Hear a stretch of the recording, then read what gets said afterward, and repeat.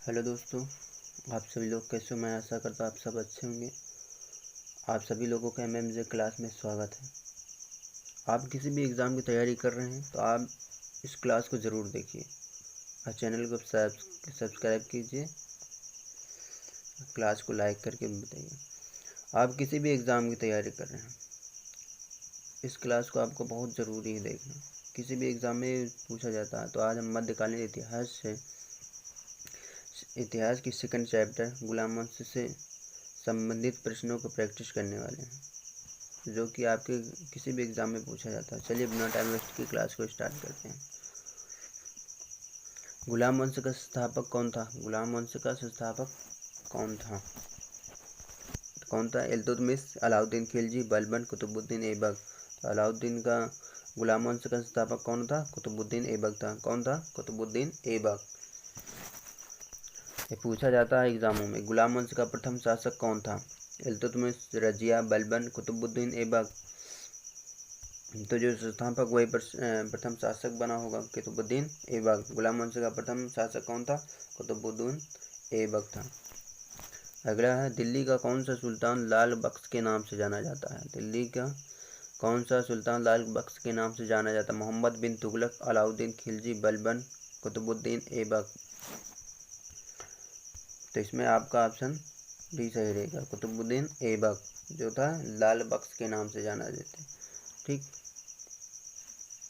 क्योंकि ये लाखों का दान देने वाला व्यक्ति था, इसलिए इसे लाल बख्श के नाम से लाल बख्श की उपाधि दी गई।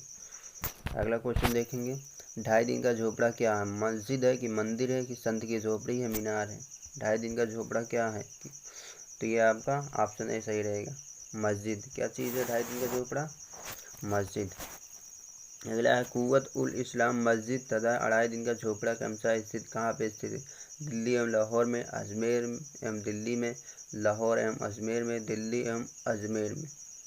ठीक, तो 2.5 दिन का झोपड़ा कहाँ पे स्थित है, कोई बताएगा? तो 2.5 दिन का जो झोपड़ा है आपका कुव्वत उल इस्लाम मस्जिद कहाँ पे है? दिल्ली में। एवं 2.5 दिन का झोपड़ा कहाँ पे है? अजमेर में। तो दिल्ली एवं अजमेर आपका ये राइट आंसर रहेगा। किसने प्रसिद्ध कुतुब मीनार के निर्माण में योगदान दिया? कुतुबुद्दीन ऐबक, इल्तुतमिश, गयासुद्दीन तुगलक, फिरोज शाह तुगलक। ठीक, यहाँ पर दोस्तों रहेगा किसने प्रसिद्ध कुतुब मीनार के निर्माण में योगदान नहीं दिया। नोट करके लिख लीजिए, योगदान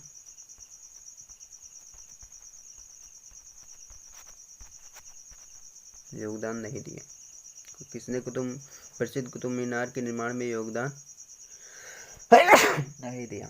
तो आपका ऑप्शन इसमें गयासुद्दीन तुगलक रहेगा। क्या रहेगा? गयासुद्दीन तुगलक ने कुतुब मीनार में योगदान अपना नहीं दिया। बाकी ये तीनों शासक ने, कुतुबुद्दीन ऐबक, इल्तुतमिश, फिरोज शाह तुगलक। तो ये क्वेश्चन पूछा गया है। कुतुब मीनार किसके द्वारा पूरा किया गया था? कुतुब मीनार किसके द्वारा पूरा किया था? कुतुबुद्दीन ऐबक, इल्तुतमिश या उलुग खान या रजिया सुल्तान? ठीक, तो ये आपका ऑप्शन इसमें बी सही रहेगा, इल्तुतमिश। किसने पूरा करवाया था? तो इल्तुतमिश ने पूरा करवाया था। आप किसी भी एग्ज़ाम की भाई तैयारी कर रहे हैं, यह आपके लिए क्लास बहुत इंपॉर्टेंट है। एंड क्लास को सब्सक्राइब करके लिखिए चैनल को, ताकि आने वाली क्लास आसानी से तीसरा चैप्टर की पहुंच जाए आपके पास। मैं डेली इसी तरह क्लास लाता हूँ। अगला क्वेश्चन, कुतुबुद्दीन ऐबक की राजधानी क्या थी? कुतुबुद्दीन ऐबक की राजधानी क्या थी? लाहौर, दिल्ली, अजमेर, लखनऊ थी? तो कुतुबुद्दीन ऐबक की राजधानी क्या थी? लाहौर थी। क्या थी? लाहौर थी। किसने दिल्ली को सल्तनत की राजधानी के रूप में स्थापित किया था? ठीक, इसने दिल्ली को सल्तनत की राजधानी के रूप में स्थापित किया था। ऑप्शन है कुतुबुद्दीन ऐबक, ऑप्शन है कुतुबुद्दीन ऐबक, इल्तुतमिश, मुइजुद्दीन गौरी, रजिया। तो आपका दोस्तों इसमें इल्तुतमिश सही रहेगा, बी ऑप्शन। किसने दिल्ली को सल्तनत की राजधानी के रूप में स्थापित किया? इल्तुतमिश ने। अगला क्वेश्चन है, कौन सी इल्तुतमिश के राज्यकाल में सल्तनत की राजधानी थी? ठीक, तो आगरा, लाहौर, दिल्ली, बदायूं। ठीक, आगरा, लाहौर, दिल्ली, बदायूं। तो आपका ऑप्शन क्या था? सी सही रहेगा दोस्तों। क्या है? सी सही रहेगा, दिल्ली। कौन सी इल्तुतमिश के राज्यकाल में सल्तनत की राजधानी थी? तो दिल्ली थी। अगला क्वेश्चन है, मुस्लिम शासक जिसका साम्राज्य दार उल इस्लाम एक भाग माना जाता था। ठीक, क्या माना जाता था? मुस्लिम शासक जिसका साम्राज्य दार उल इस्लाम माना जाता था। तो कुतुबुद्दीन ऐबक को, या इल्तुतमिश को, या बलबन को, या नासिरुद्दीन को, किसको माना जाता? तो आपका ऑप्शन इसमें इल्तुतमिश सही रहेगा दोस्तों। किसको माना जाता था? इल्तुतमिश को मुस्लिम शासक जिसका साम्राज्य दार उल इस्लाम एक भाग माना जाता था। अगला क्वेश्चन देखेंगे दोस्तों, गुलामों का गुलाम किसे कहा जाता था? गुलामों का गुलाम किसे कहा जाता था? कुतुबुद्दीन ऐबक को कहा जाता था, कि इल्तुतमिश को, कि गौरी को, कि नासिरुद्दीन को कहा जाता? तो आपका ऑप्शन बी सही रहेगा दोस्तों। गुलाम किसे कहा जाता था? तो इल्तुतमिश को कहा जाता है। निम्न में से कौन इल्तुतमिश का प्रतिद्वंदी नहीं था? ताजुद्दीन अल-दौलत, मलिक अल-दुनिया, अली मर्दन, नासिरुद्दीन कुबाचा। तो आपका जो ये मलिक अल-दुनिया था, ये प्रतिद्वंदी इल्तुतमिश का नहीं था, इल्तुतमिश का प्रतिद्वंदी नहीं था। अगला क्वेश्चन है दोस्तों, निम्न में से कौन मध्यकालीन भारत की प्रथम महिला शासिका थी? चांद बीबी, रजिया सुल्तान, दुर्गावती, नूरजहां। तो कौन सी थी? बी आपका ऑप्शन सही रहेगा दोस्तों, रजिया सुल्तान। निम्न में से कौन मध्यकालीन भारत की प्रथम महिला शासिका थी? रजिया सुल्तान। बहुत इंपॉर्टेंट क्वेश्चन है दोस्तों, हर एक एग्जाम में पूछा जाता है मध्यकालीन इतिहास से, कोई ना कोई एक आध दो क्वेश्चन तो जरूर आते हैं। तो आप किसी भी एग्जाम की तैयारी कर रहे हैं तो इस क्लास को देख लीजिए, एक बार जरूर देखिए। आज चैनल को सब्सक्राइब करके रखिए ताकि आने वाली क्लास आप तक आसानी से पहुँच जाए। मंगोल आक्रमणकारी चंगेज खान भारत की उत्तर पश्चिम सीमा पर निम्न में से किसके काल में आया था? किसके काल में आया था? अलाउद्दीन खिलजी, बलबन, इल्तुतमिश, ऐबक। किसके काल में आया था? मंगोल जो आक्रमण चंगेज खान था भारत की उत्तर पश्चिम सीमा पर निम्न में से किसके काल में आया था? तो ऑप्शन सी सही रहेगा दोस्तों, इल्तुतमिश के शासनकाल में आया था। किसके शासनकाल में आया था? इल्तुतमिश के शासनकाल में आया था। अगला क्वेश्चन देखेंगे, दिल्ली का कौन सा सुल्तान नेता चंगेज खां का समकालीन था? अलाउद्दीन खिलजी, बलबन, इल्तुतमिश, ऐबक। तो आपका ऑप्शन कौन सा सही रहेगा दोस्तों, बताइएगा। अलाउद्दीन खिलजी, बलबन, इल्तुतमिश, ऐबक। दिल्ली का कौन सा सुल्तान मंगोल नेता चंगेज खान का समकालीन था? तो सी ऑप्शन आपका सी रहेगा, इल्तुतमिश ने। किसके शासनकाल में मंगोल प्रथम बार सिंध के तट पर देखे गए हैं? किसके शासनकाल में मंगोल प्रथम बार सिंध के तट पर देखे गए थे? रजिया के, बलबन के, इल्तुतमिश के, मोहम्मद गौरी के। तो किसके शासनकाल में देखे गए थे? इल्तुतमिश के शासनकाल में देखे गए थे। चंगेज खान के अधीन मंगोलों ने भारत पर आक्रमण किया था। चंगेज खान तो जो था किसके अधीन? मंगोलों ने भारत पर आक्रमण किया था। रजिया के शासनकाल में, बलबन के शासनकाल में, इल्तुतमिश के शासनकाल में, या फिरोज तुगलक के शासनकाल में? तो ये जो आक्रमण किए थे इल्तुतमिश के शासनकाल में आक्रमण, किसके शासनकाल में आक्रमण किए थे? इल्तुतमिश के शासनकाल में आक्रमण किए थे। चंगेज खान का मूल नाम क्या था? चंगेज खान का मूल नाम क्या था? खासुल खान, एसुगई, तेमचुन, ओगदी।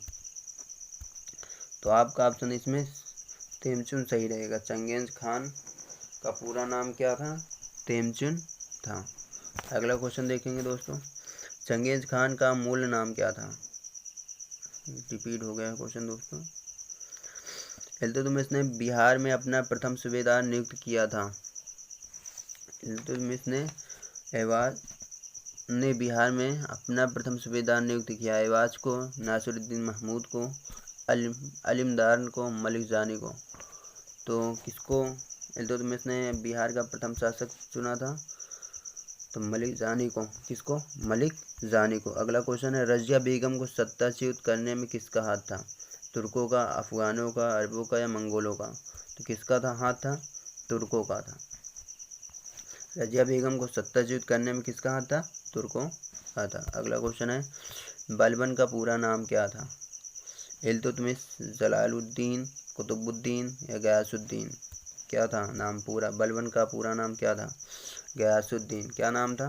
गयासुद्दीन बलबन। अगला क्वेश्चन, किसने रक्त और लौह की नीति अपनाई थी? इल्तुतमिश ने, बलबन ने, जलालुद्दीन, फिरोज खिलजी ने या फिरोज शाह तुगलक ने? किसने अपनाई थी? किसने अपनाई थी? बलबन ने अपनाई थी। किसने अपनाई थी? रक्त और लौह की नीति अपनाई किसने थी? बलबन ने। बहुत इंपॉर्टेंट क्वेश्चन है, पूछा गया है पीसीएस क्वेश्चन, पीसीएस एग्जाम में। अपनी शक्ति को समेकित करने के बाद बलबन ने भव्य उपाधि धारण की थी। तूतीय हिंद के, कैसर हिंद के, जिले इलाही के, दीन इलाही के? अपनी शक्ति को समेकित करने के बाद बलबन ने भव्य उपाधि धारण की थी। किसकी?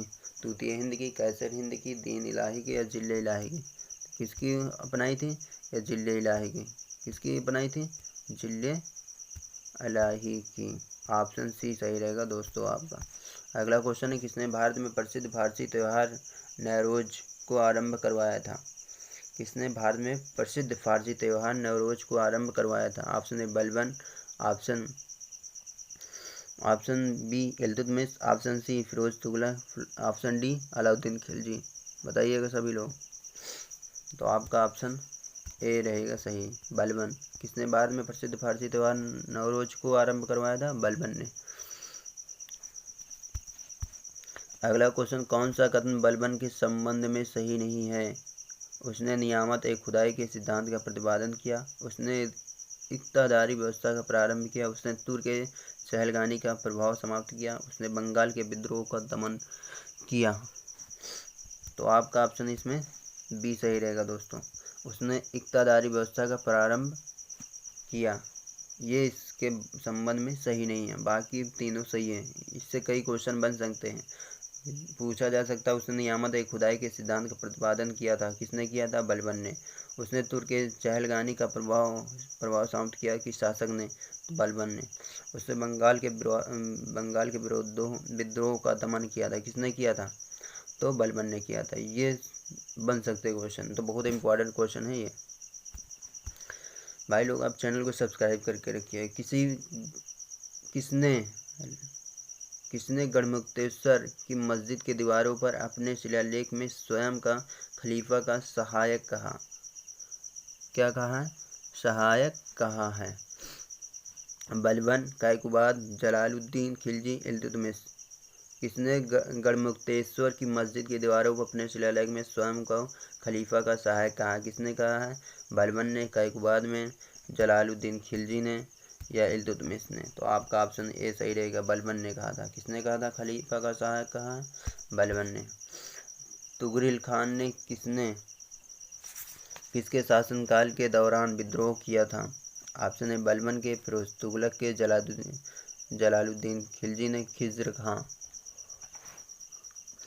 ठीक, तो तुगरिल खान ने किसके शासनकाल के दौरान विद्रोह किया था? तो जो विद्रोह किया था बलबन के शासनकाल में। किसके शासनकाल में विद्रोह किया था? बलबन के। तो ये लास्ट क्वेश्चन था दोस्तों। लोग